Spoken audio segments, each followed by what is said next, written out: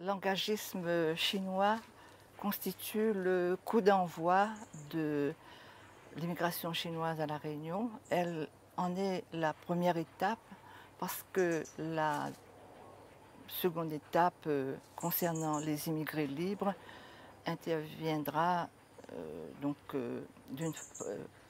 postérieurement vers les années 60 environ. Mais concernant cet engagisme chinois, il se situe dans le contexte d'expansion sucrière de La Réunion, au moment où la main-d'œuvre commence à poser problème, le manque de main-d'œuvre plus exactement. Vous pouvez me resituer l'époque là? Oui, c'est en 1844 va commencer cette immigration, cet engagisme chinois. Et on est à une époque charnière puisque l'engagisme indien a été interrompu et par ailleurs on est à quelques années de l'abolition de l'esclavage prévue pour 1848. Donc le gouverneur Bazoche signe un arrêté permettant en 1843 l'introduction d'1 millier d'engagés pour venir travailler dans les plantations. Et le 13 avril 1844 arrive à La Réunion un bateau sur lequel on trouve 54 engagés chinois qui vont être répartis à l'atelier colonial qui va être vers la culture des mûriers à Salazie et surtout dans un grand nombre de plantations. Et cette première arrivée sera suivie par d'autres convois qui vont se succéder jusqu'en 1846, année au cours de laquelle le gouverneur Graeb décide de suspendre l'engagisme chinois. Et on n'a pas atteint le chiffre d'1 millier qui avait été initialement prévu. On est à peu près au maximum, on ne dépassera pas le chiffre d'environ 700. En fait, cet engagisme sur lequel ils avaient dans les plantations beaucoup compté s'avère être un échec retentissant puisque cette main-d'œuvre n'est pas aussi rentable que l'on pensait. Par ailleurs, ils trouvent qu'ils n'ont pas cette force physique qu'ils réclament et qu'ils trouvent auprès des Indiens ou des Africains.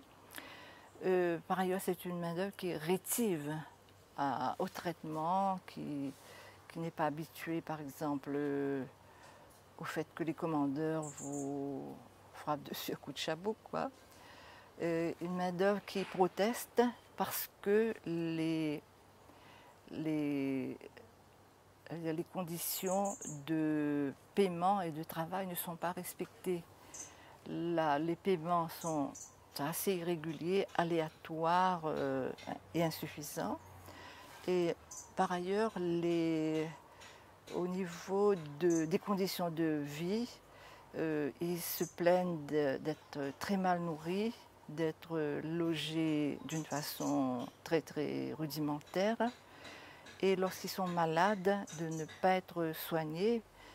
Par exemple à Saint-André, un groupe intervient auprès de l'inspecteur de police pour signaler tous ces faits et dire que par exemple l'un des leurs est décédé suite au manque de soins.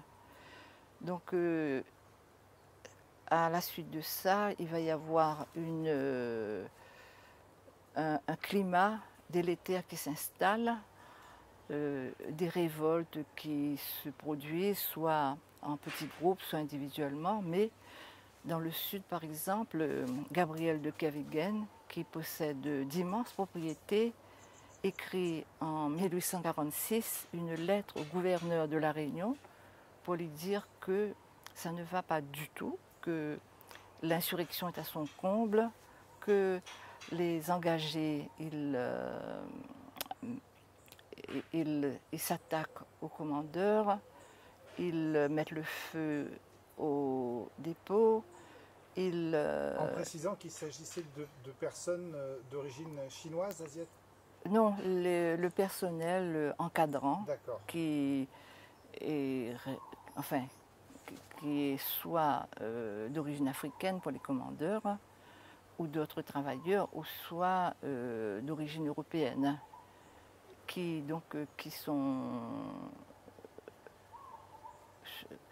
se heurtent à diverses agressions de la part de ces hommes qui sont excédés et qui s'en prennent physiquement à eux. Puis beaucoup désertent les plantations, certains vont, dit-on, se réfugier dans des montagnes, ils vont se livrer à des commerces de marchands ambulants pour ceux qui le peuvent, mais d'autres se livrent à la mendicité. Et puis il y a le développement de la marginalisation, de la délinquance. Les tribunaux voient les accusés se succéder à la barre.